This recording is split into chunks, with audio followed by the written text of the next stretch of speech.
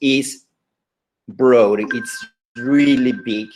So I'm gonna try to, as I told you again, as I told you before, to be very concrete, and I hope that you find useful all this information, and that obviously you put into practice, or you start using part of the apps, and some of them are softwares, start using them in your classrooms. So let's get started. Let me share with you my screen. Just give me a sec, and I'm gonna be ready. Okay. So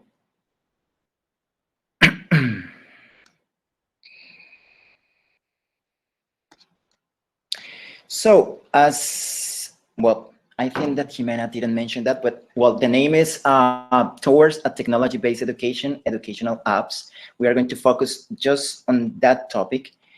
But in order to understand that, I would like to start my conference talking about this. I want you to have a look to all these logos. Some of those logos include, as you can see, their names. But I want you to have a look for 15 seconds from now, and then I will send you a link in a couple of seconds in order to see how many of them you can identify, and how many of those apps, because those are logos of different educational apps, you can identify, and how many of those logos you have used, or in other words, or sometimes experience, because maybe you can use as a teacher, or you can experience as a student. Okay, so 15 minutes are over, and let me send you a link. All right, I'm gonna stop my presentation just a moment. Okay, and through the chat, I will send you a link. I want you that you click on that link and answer the questions. You will see some questions when you click on that link. Probably you will have to wait for a couple of seconds, so I can give you like some permission so you can answer the question. Okay, there are 2 questions there related to the images that I just showed you. Okay, so click on the link and enter and answer the 2 questions, please. And please let me know if they are working.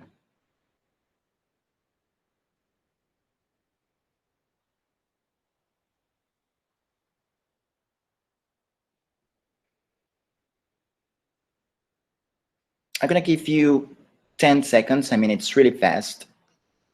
I don't want to extend that much with this, but the idea is to see a little bit about it. Good. So I will share with you the results so you can see what happened. All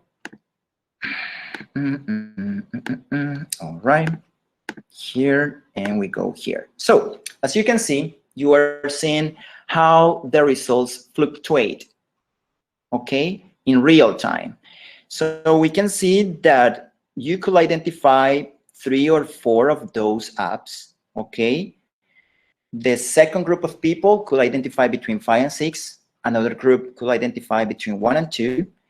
And all of them is in the last place. Okay. So interesting, 3 or 4, and they are just 14 apps, educational apps that I'm showing, but they are millions, all right? But that is really interesting. So you could identify between 3 and 4 and 5 and 6. That's great. And let's see the second. And could you pass to the next question? There is a second question. So most of you are already working, and we have some teachers here too. So I would like that you tell me how many of those apps have you used. That it can be similar. Again, one thing is use it as a teacher, or use it or experience it as a student. That maybe your teachers have used it in class. So 3 or 4 similar results. All right, good, awesome. So probably, that's great, good. All right, guys. So I want you to focus once again in my presentation because we are going to stop with the. All right, Jime, could you please confirm if you are seeing my slides now? Yeah, I Okay. am. All right, cool. So as you notice, and I was sharing with you in real time the results, you could identify between 3 and 4 and the same in terms of use. Here we have 14 different educational apps. So that means that there are so many things to know about it. And probably most of them, they were Kahoot. Probably most of them were Quizlet. I don't know, maybe you identified the logo of Google Classroom, but well, there are some others there. So let's get started. So first of all, as I told you, we are going to focus a little bit on the background, how all this started. Then we are going to see the advantages and disadvantages of using educational apps, then the challenges that we have as educators in the implementation of educational apps or technology in the classroom, demo, and some final remarks. So I would like to start asking you, and probably this question is for the teachers, the ones who are going to advise you in the teaching practicum. When did we start implementing technology for educational purposes, and why? What do you know about it? I would like to hear some opinions, just 2 or 3 teachers, if you know anything about it, just as a starting point. Jimena, you can participate too. So any of you can tell me something about it. When all, yeah, go ahead. Okay, well, this question is pretty interesting because I graduated from school in 2015, and I remember that at that time, every day I used to go to the same classroom with the same blackboard. So, well, it was like in 5 years ago, more or less, that they started implementing technology in the classroom, because I remember there was like a big technology room in my former school, but we never used it. So it's like there was no technology useful for us as. Okay. Okay, thank you very much for your opinion. Anybody else?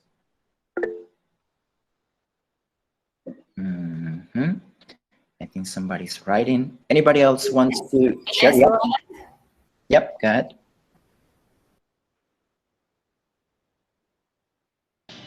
I want to say something. Yep, go ahead. I agree with my partner Ricardo because I graduated in 2013, and it was the same thing in the school that I was studying. They buy a lot of things for the students, uh, a big board, technological board, and we never use it. Even when we were like 11 graders, we didn't use it. In university, we had something similar, but then the professors and teachers started to to use it. I remember that a teacher of mine in one class used flickers to give a lesson, and all of us were amazed because of that tool. Yeah. So because of that, I started to looking for those platforms to implementing on my teaching. All right. All right. Thank you very much. What about, I don't know if the ones who have opened the microphone and have participated, they are students or teachers, but I would like to hear one of the teachers that they shared that with us. I mean, that they can also share their experience. How was it in the past? I mean, how much experience do you have using technology in education? Any volunteer? You can. Well, yeah. My turn. Yep, go ahead. Okay. Well, nice to meet you, teacher Leonardo. I don't know, but I guess I met you some years ago in Bogota or in Tunja in the Congress. But okay, that's okay. But well, yeah, the thing is that the use of technology is probably older than we believe. Yes, and that we by now we are just saying, because right now we are just probably thinking on internet-based technologies. Yes, but if we go just back to 20, 25 years ago, we were still using like the slides projector, and that was technology for that time. Yeah, that's right. Probably the what we call in Spanish el proyector de opacos, so the transparencia, right? So that was the technology at the moment. Yeah. But maybe after the introduction of the internet in all the steps of daily life, everybody just has come to that position of sharing situations and elements by internet. But yeah, but I believe that there is like a couple of scenarios here. It's like who is using technology and why? Yep. And the other is the media and the elements they have to, and if they know how to use it. Maybe Ines was talking about that there was like a big screen, like a big board, digital board in her school, but it was not used properly because there was nobody that knew how to use it at that time. And there are a lot of schools in Colombia that have a lot of technology, but there are no people that know how to use them. Yeah, so they are just getting lost. A lot of tablets, computers, and laptops, and technology that has been donated for a lot of countries and ONGs that are bringing or NGOs, sorry, are bringing technology to the country, but many people do not know how to use it. But going into the digital era, yeah, and this technological last internet-based era, well, to be honest, well, I believe that I have been having contact with at least some virtual learning environments for the last 15 years. All right. I've been using Moodle for since 2006, I believe. Yep. And I remember some things about that. But it has been used extensively for more time, yeah, and with more things. Now we are living the apps era, yeah, yeah. So we use a lot of apps to do the single tasks. Some of them have like grouped, some diverse actions you can do through them. Yep. But most of them are very specific. Yep. You just do one thing with them. Yep. For example, Kahoot, you just is specifically for quizzes and evaluating and playing through it. Yep. And some others are just for creating some specific material. But they are like wide range of elements that we can use. But when we talk about technology, it is the point, no? Yeah, that's 20 right. years ago, 25 years ago, today, well, maybe the point of view changes a little bit. Yeah, that's right. I mean, what you mentioned about I really found interesting your point of view related to the fact that technology has been present, and that's true. And that's the idea of the beginning of this conference, is to try to remember or try to show some of the students how all this started. Because if we start analyzing the background of the technology in education, we have to go back to 1980s, and when the word call was coined. But actually, the word call was not coined in the 1980s. It was coined in the 1960s in the University of Illinois. Okay, a group of experts, they start, working and with computers and implementing or using the first computers, just like the one that you can see there. And they have the software. They have just the package that they use to install the program, but the first experiences with computers as an aid tool for language learning, it was very, I would say, marginal. Obviously, I mean, every single thing evolved, right? So when we move a little bit towards the 1990s, so we start we witnessed, some of us witnessed the rise of the ICT, information and communication technologies.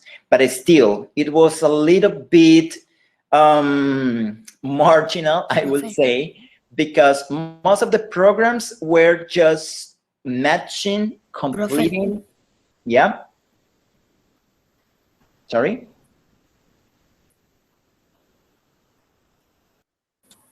Profe. Yeah, sorry. Tell me.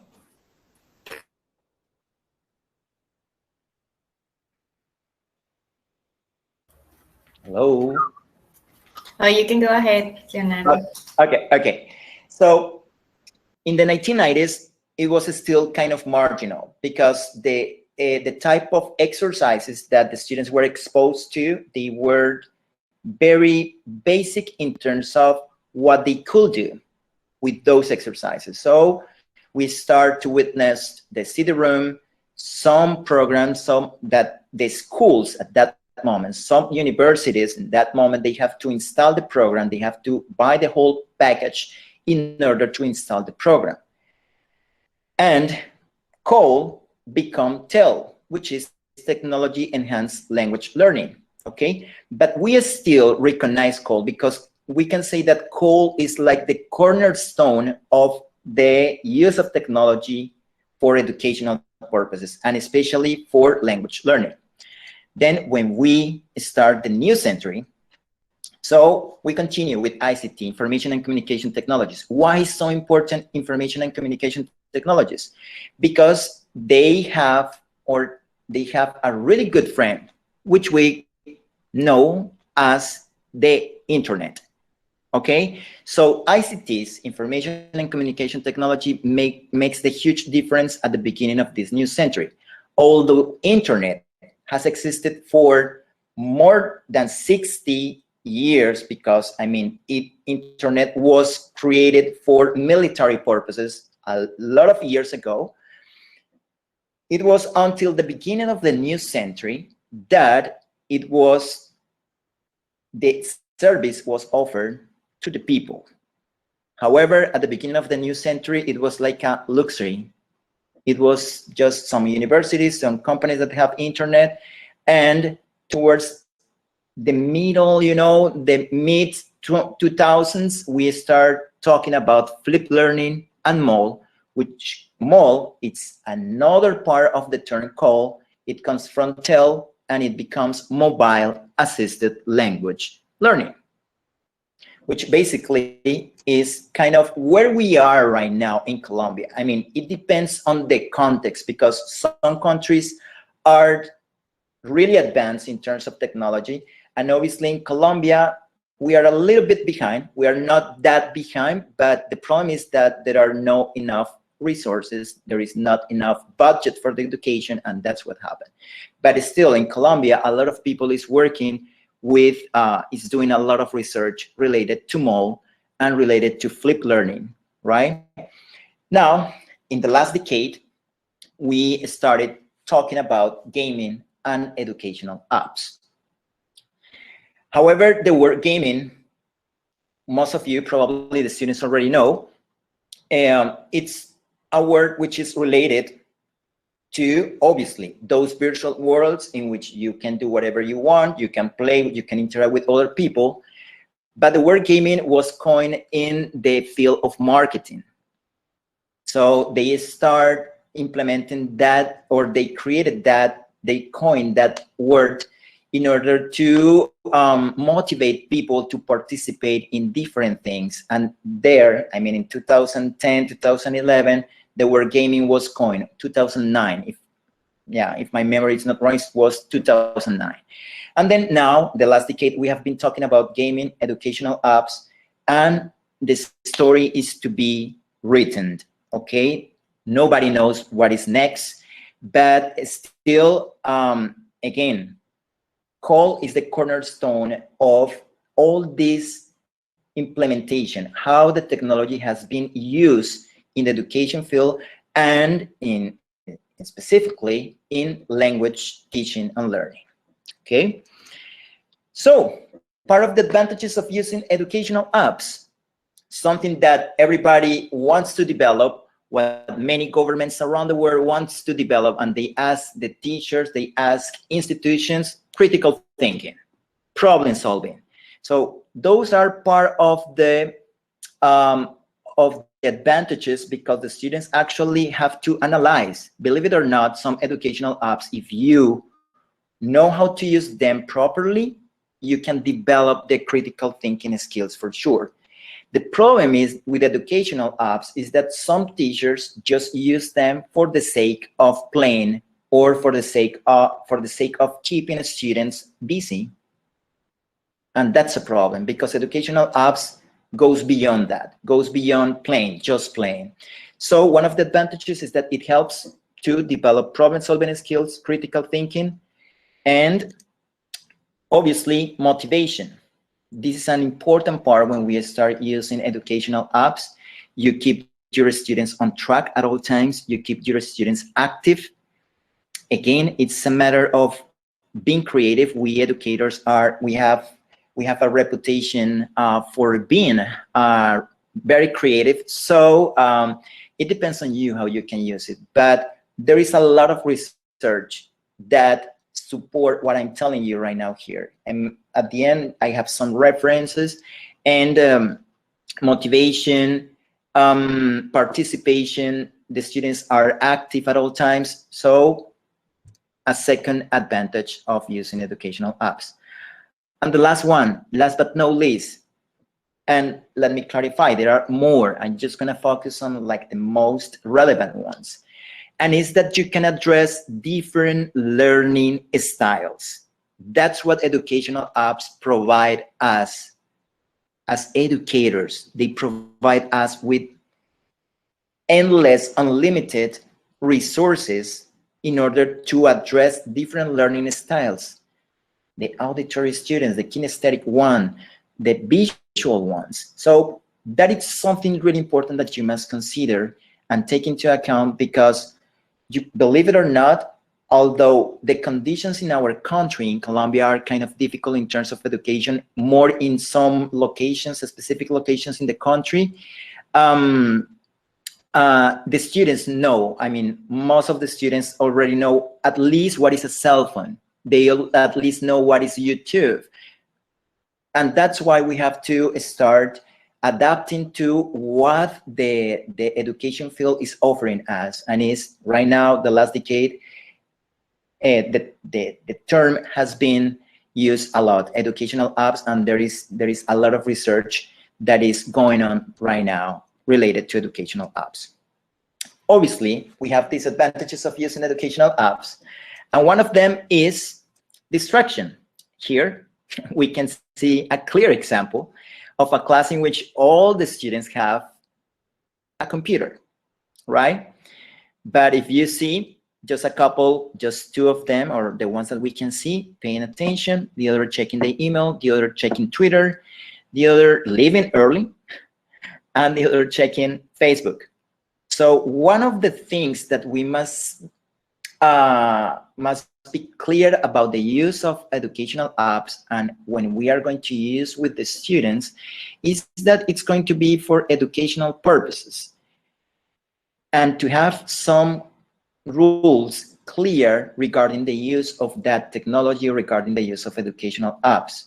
Obviously, probably they will want to play after they finish or something like that, but something is when you are in the activity, you are developing an activity. So something important is to make clear the rules when you use educational apps, because the distraction and the overstimulation of the students visually can distract them a lot.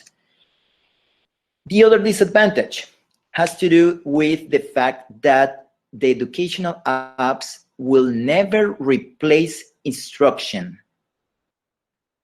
The success of implementing educational apps lays on the instruction.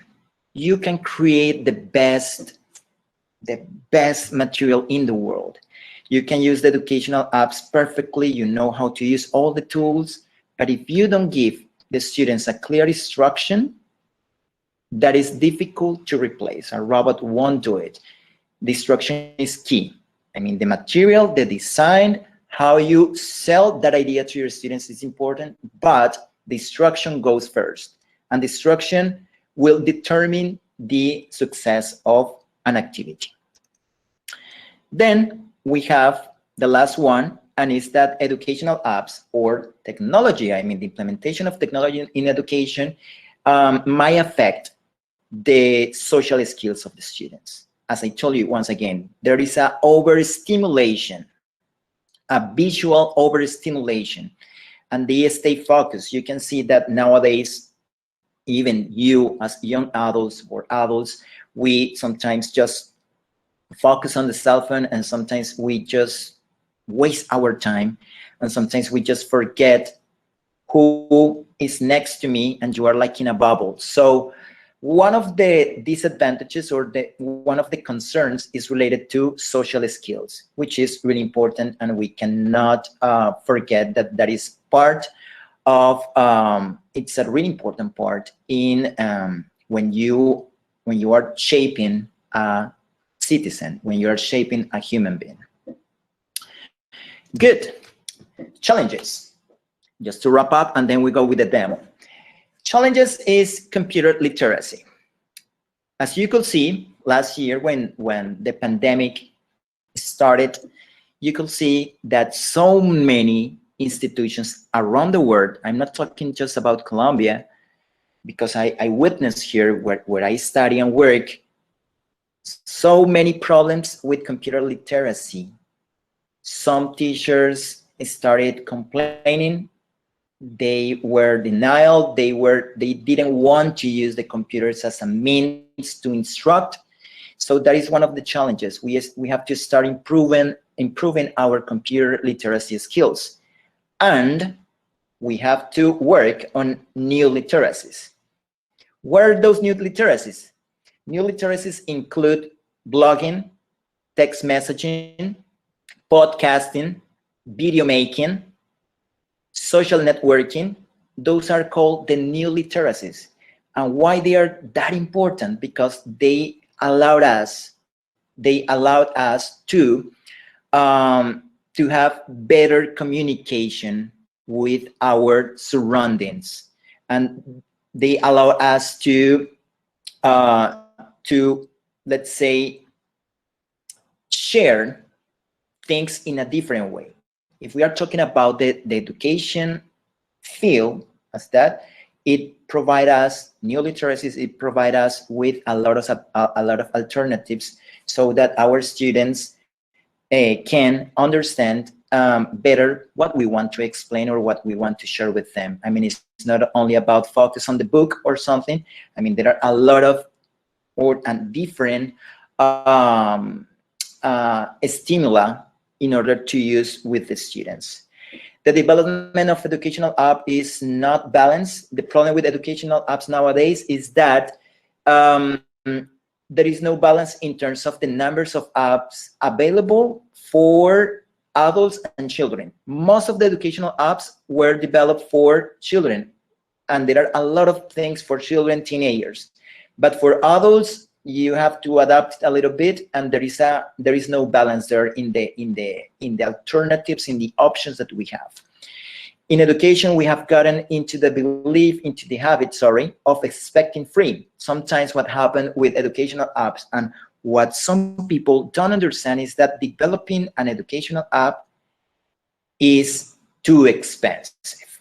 And that's a problem. That's why sometimes when you start using them, they give you like a beta version or a basic version, but then they say, okay, you want to start using another tool? Okay, you have to pay monthly this. Okay, so we have to value those things.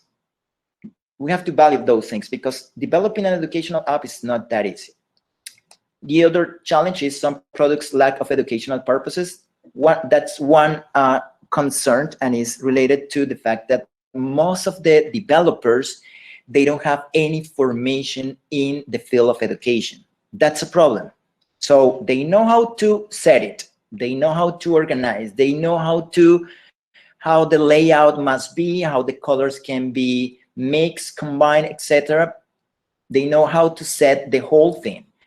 But when it comes to understand how the students learn, the different methods to teach, there are so many people that, I mean, developers, that they don't have any idea about it. So that is something that the industry has to start to pay attention more. And scientific rigor, right now there are, I mean, around the world, there is a lot of research related to the use of educational apps, gaming, but still there is a lot to do. Okay, and the only way that we can say that gaming or educational apps are effective, I mean, it has been proved, but there is more to do.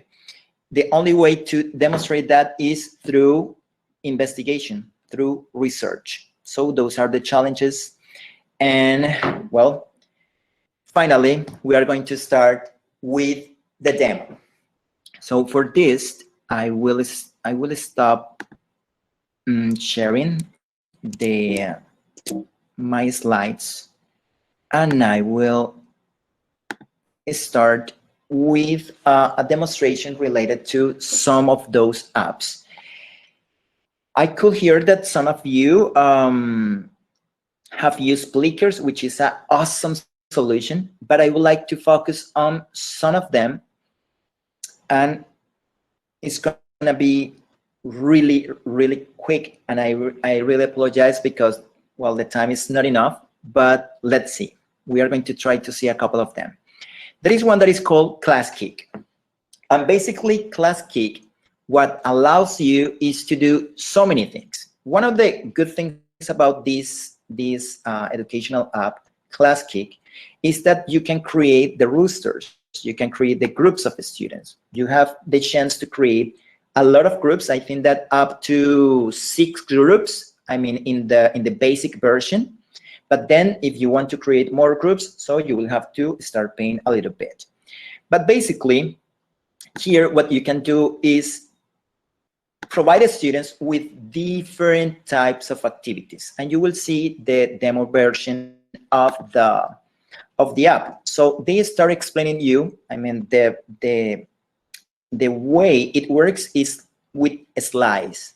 Okay, so when the students enter, you can ask them to, okay, if you provide them with really good instructions, so you can hear the educational app guides you. This is one guide. So for example, to get started, use the pen tool to write your name. So you start, and my name is Pepito Alvarez, okay? And you can use...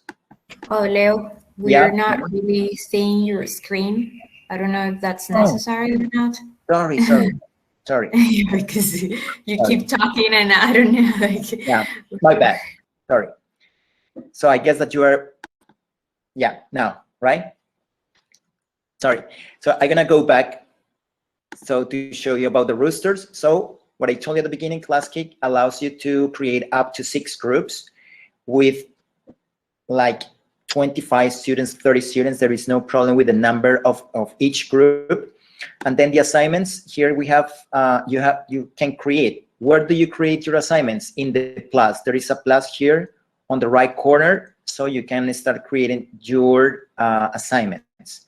How they work, as I told you, they work through slides. Here you can see like an overview of the whole material, and this is a demo, and you can start opening the different slides. So here there was an instruction. I already did it. So if I want to pass to the next one, there is a tool. Here doesn't appear, but you can monitor the students in real time. So when you have the student version, there is a hand that you can raise in order to ask for help, okay? This is the demo. I'm gonna show you really fast. For example, this, with children. Use the selector tool to move the paper clips and measure how tall the pencil is. So you go to the tool and you start moving to see how many clips, how we can measure okay? This is really good for children. I mean, when you ask them to drag, to match, to connect, this kind of exercise can be and you can adapt it. I mean, this is just a demo, guys, but you can use it in different ways. If we go to the next slide, use the audio tool. This one, I really like that one because, for example, you can set or you can write some questions or you ask them to give an opinion or something, and they can record themselves. You can click on the microphone, okay? And you activate your microphone, you give the permissions, and then you start recording whatever you want. It depends how you want to use it with your students, okay? Then we have use the selector tool to type in the fill in the blank. What is the missing stage? Okay, so for example, for a science class, if we are talking about CLIL, and probably you have to talk about some processes in terms of the evolution of the animals, how they evolve, okay? So here you can write what the teacher is asking you, okay? So this is basically ClassKick, and I will not to extend with a ClassKick because there are so many things to do, but I invite you to explore it, okay? To use it, to get familiar with the whole thing before using it. Remember, as I told you, you can use roosters, you can create your own roosters, and the basic version allows you to do so many things, okay? I have tried the premium version, and the premium version is not, I mean, it doesn't offer that much. I mean, so don't pay for it. I mean, you can use the basic version and you can do so many things with ClassKick, okay? So it's a matter of exploring. That's one of the apps. I don't know if you have used it before, but it is very useful. I want to see this one of TED Ed. This is of TED Talks, and they have their whole page for educational purposes. So it is ed.ted.com, and we're going to see it very fast because, look, if we go to Discover, we can go to Lessons. You can find millions of topics, videos that you can use with your students. Look, all subjects here. You can find the arts, business, economics, design, health, literature, whatever you want. The good thing about this material is that everything is already done. So, or you use what you find here, or you adapt it. So the students have to watch this video. When is a pandemic over? And then we have a section that is called Think, and they have multiple choice questions related to the video, and you can share it. Here, there are the multiple options to share the Think. And then we have a section that is Dig Deeper, and then we have some additional information related to the video. But as you can see, we are giving them here different types of stimuli. Visual, okay? Then we ask them to think, dig deeper, and then there is a part that says discussion. Okay, so normally every single video, they already have some pre-established questions and some sections that you can use with your students without any problem. This TED Ed is for free too. It's something that you can use with your students. So explore it, use it, get familiar with it because it's awesome. As a tool, as an educational tool, is great. Another one that I want to show you, and it's, for me, it's really interesting. Google is making a lot of good things, and it's Google Arts and Culture. Teachers, professors, we must remember that teaching a language implies something else.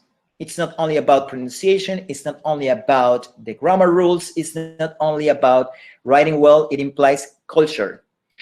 And this website, Google Arts and Cultures, allows you, it has so many good tools and so many good activities that you can use with your students.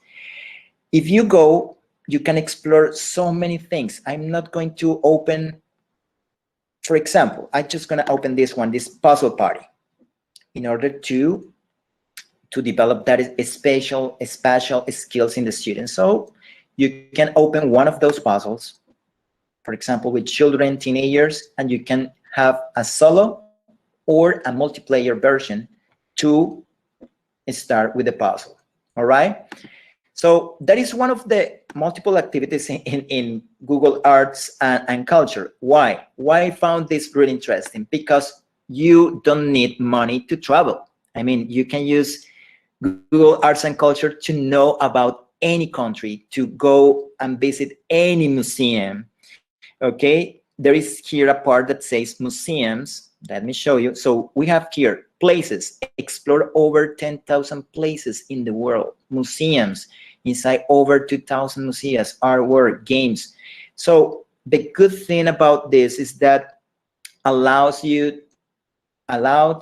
students to experience things that probably they will never experience or they will never live. Sometimes because of our conditions, it's going to be really difficult for them to travel for different reasons, okay? But with this kind of tool, you can give them a lot of opportunities to know or to get familiar with so many things. Here in the section of explore, we have different things. For example, our movement, historical events, and when you click on it, most of them, they have different type of activities: video, writing activities, critical thinking activities. So it's a matter that you just take your time and explore all these this educational app, because it was developed by Google and is for free and is really good. I mean, you won't imagine, and you can go there and explore it, but it is awesome. It's one up to date, is one of the best ones. Okay, so just for you, Google Arts and Culture. And I'm going to show you one last one that probably most of you have used it before, that is Padlet. The good thing about Padlet is that it has evolved over time, over the years, because they allow you to do so many things with your students. Because sometimes we just focus on the classical. I'm gonna give like a really bad example, but basically sometimes we just focus on the classical. Okay, we are going to learn the present simple and we are going to write the daily routine or whatever. Why not proposing the students to make a video and upload it here? Here in Padlet, you can do so many things. Okay, you can upload material, you can upload audios, you can upload videos, you can write. So it depends, and as I told you before, it depends on your creativity, how you use, because sometimes you say, okay, Kahoot and quizzes is just to play. Stop. No, it depends how you use it. That's my answer. It depends how you use it. So as I know that the time is too short, and I really apologize, I would like to continue sharing with you more and more and more and more and go in every single detail of the different apps, but the time is too short. I just want to make some last remarks, okay, before we close, and before you, in case that you have any questions, so you can tell me and we can see if we can answer those questions. So final remarks, something very important to consider. The American Association of Pediatrics concluded in a study that children younger than 2 years old should not have exposure to screens. Something to consider, guys. Parents, be careful with that. Children who are older than 2 years old could have exposure up to 1 hour of high quality screen time. We're not talking about just sitting them in front of the TV or in front of the computer and just play reggaeton videos or Peppa or whatever the cartoon which is trendy now. Quality, high quality screen. We as educators, and if we start having babies or children in the future, you must know that and you must share that with parents too. It's really important. The best educational apps have features that allow learners to be actively engaged, not get distracted, and connect with their existing knowledge. Those are really important things. And well, the time is too short again. So here there are a lot of references in case that, part of the conference was based on some information, my experience. And well, I would like to thank you all of you for your attention. And if you have any questions, we can start right now.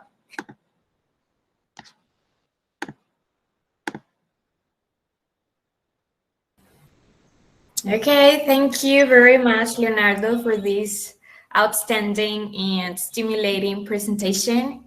And we are very grateful for the time and effort that you took to be here today and to share with us all your expertise and thoughts. So now, okay, so now it's the time for questions and comments or doubts. So guys, go ahead. You can actually ask your questions or make your comments in Spanish or in English. You can do it in French, but I do not speak French. I'm not sure if Leonardo does, so so I suggest English or Spanish.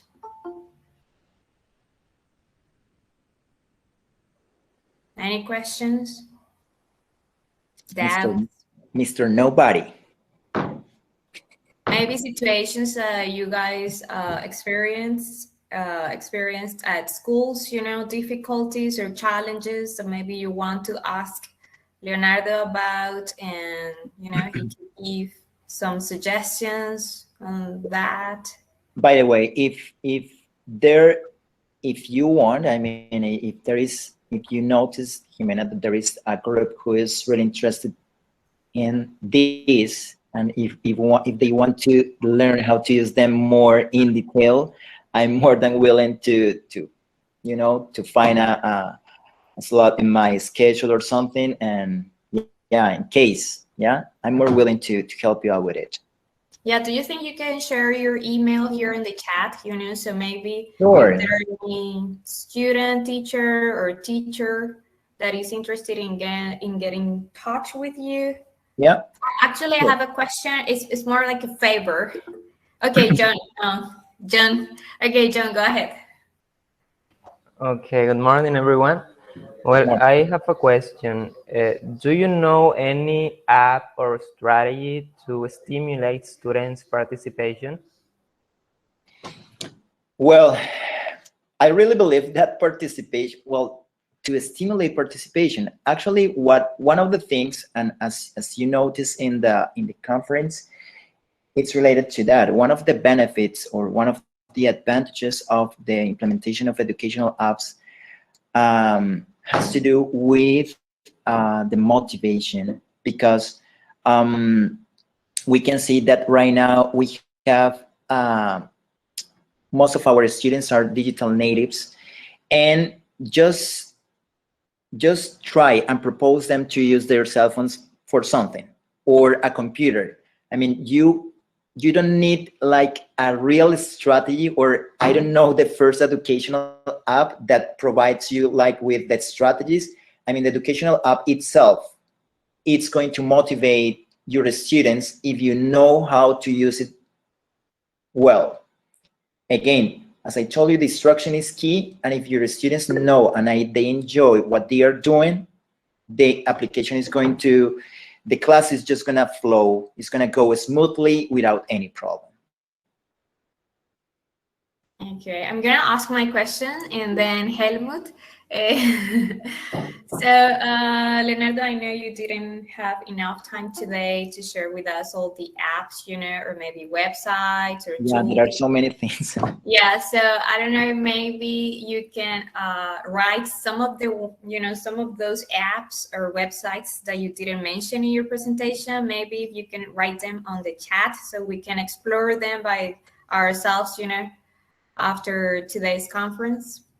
Sure. Okay, so In fact, I was thinking to extend the presentation, because it's difficult, because there are some educational apps that are more children oriented, and there are some others that you can use with young adults or adults, but we will be here like, I don't know, an hour or 2 hours talking about it. So I just make it like in a very general way. Okay, yeah, I like, totally understand. Yeah, so maybe you can share with us, you know, some names about like children-oriented apps and the other ones that you know about. I think it's gonna be very helpful for everybody here, for me too. Okay, Helmut. Oh yeah, well, I believe that this is a very wide topic to cover, huh? Yeah. And it probably would be like a 5 hours workshop, yeah, to get and understand a lot of this. But this is a key. There is a key point on all this. It is that well, regardless of the fact that we're dealing with digital natives, yep, they're just trained by genetics and by their minds to manage some things of the technology they are facing day by day. They're exposed to on their daily basis. Yeah, but and that is the role of the teachers. Yeah, that actually we need to get into this world. Yeah, know the apps very well. Yeah, find the pedagogical contents on each one of them, because maybe some of them are not specifically designed to be used for a specific age or even for educational purposes. It is that we as teachers have to find how we can use them in the best way possible, and at the same time to start like a trial and error process, yeah, and giving all students the possibility of interacting with all of them. But instructional phase is a key point over here, because not all of them are applicable for all ages, all cases, and all students' needs. And that is what we as teachers need to understand. Many people use, for example, Google Classroom. Yep. But they just use it like a repository of documents or elements, and that's it. And maybe scheduling some meetings, or scheduling some classes, or even doing some quizzes. Yep. But maybe we don't know that behind that you can cover a full course, yeah, and design it with all the instructional elements, and post it in Google Classroom, and the student could follow it in an autonomous way and learn. But obviously not all the students are prepared for that, and not all materials can be designed for that purpose. So there is our vision as teachers, that we need to analyze our students' needs, which is very important. Second, what we want to do with that app, or with an activity related to an app. And finally, what are the expected results I want to get from the application of an activity by using some apps. Yeah, because when we use them, yes, just carelessly, yeah, just for applying, or for just saying that our students are saying, oh yes, this teacher is a very technological teacher. No, and it is something sometimes that's good, yeah, sometimes that's very good, when students do not know what they are receiving. So the one that is supposed to know about that is the teacher.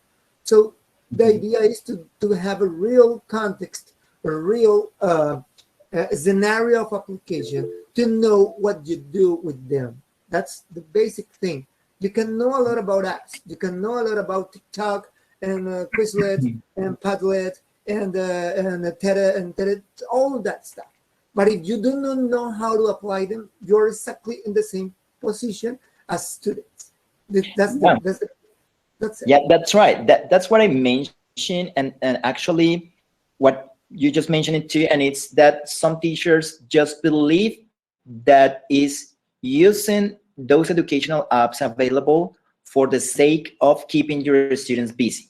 That is no sense. Yeah.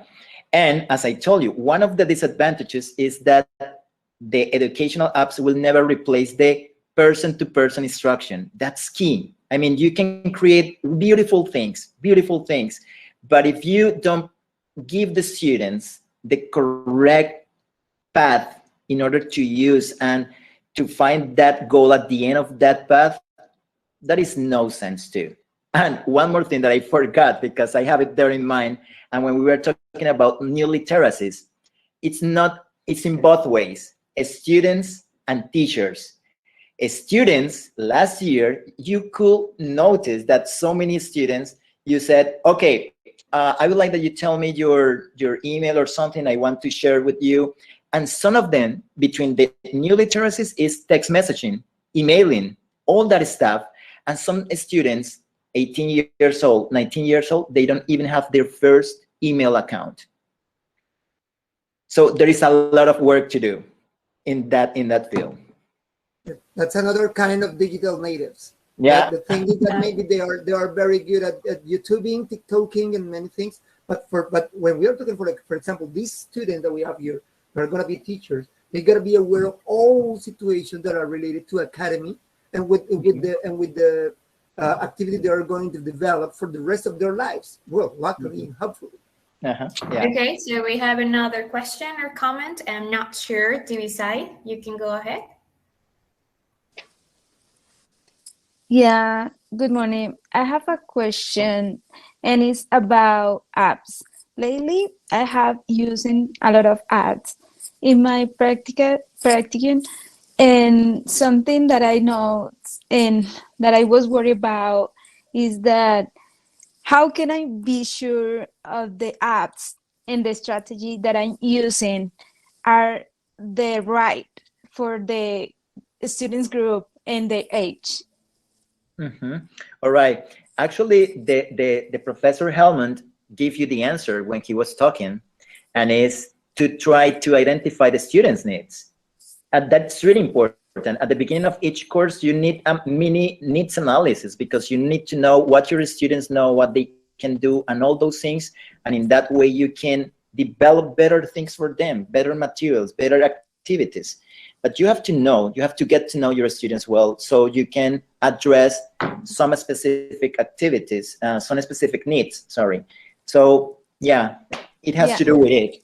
Something that I noticed in the practicum too was that the needs can change in the during the process of the classes and the courses, because all of them have different abilities to learn, and it can be difficult to apply all these strategies in order the students can get the knowledge well.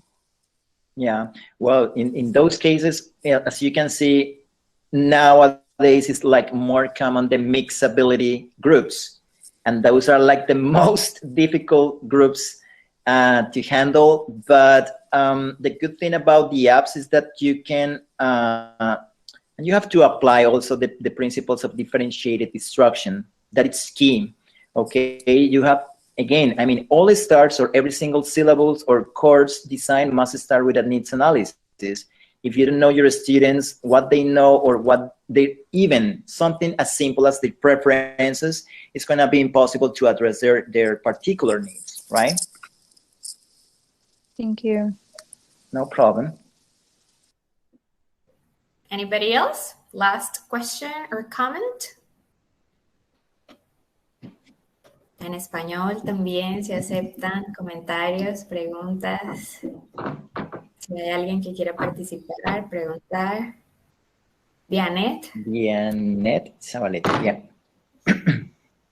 Yes, hello everybody.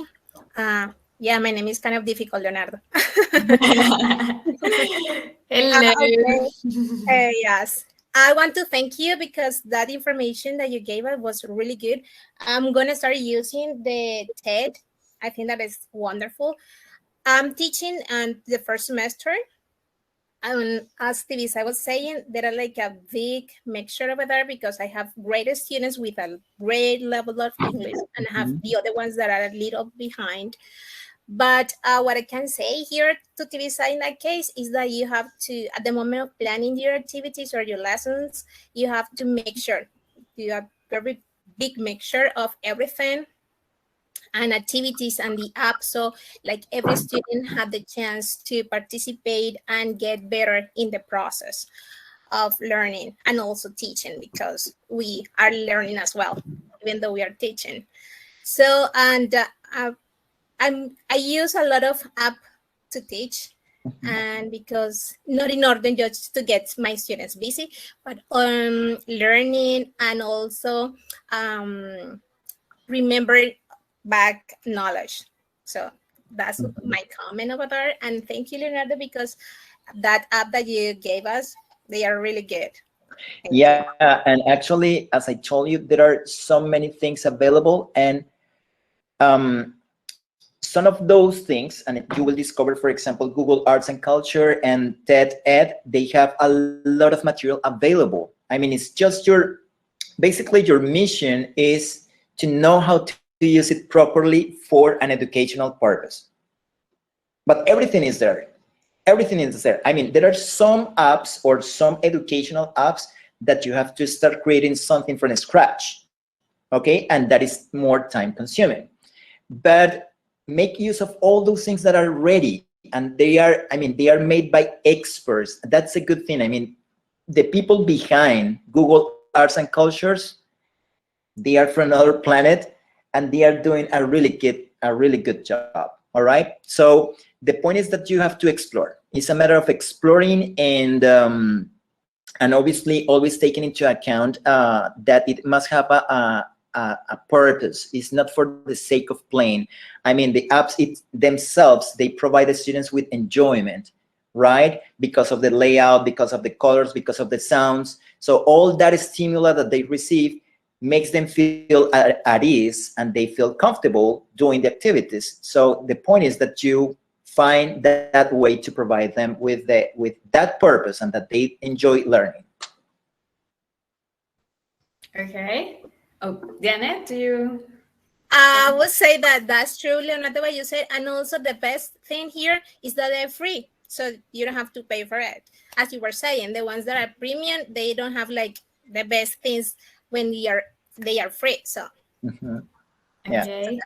Tenemos una última pregunta desde José David, que va a ser la última para ya seguir con la programación. Y es si sabes, conoces apps para enseñar a estudiantes o alumnos con necesidades especiales, o sea, que apunten más a la educación. Wow. Yeah, I haven't known the first one actually for learning disabilities. Wow. I haven't known the first one. It's something that I have to be honest, and I will have to explore, because I haven't known the first one. Sorry for not answering your question. Okay, thank you, Leonardo. Thank you very much for today.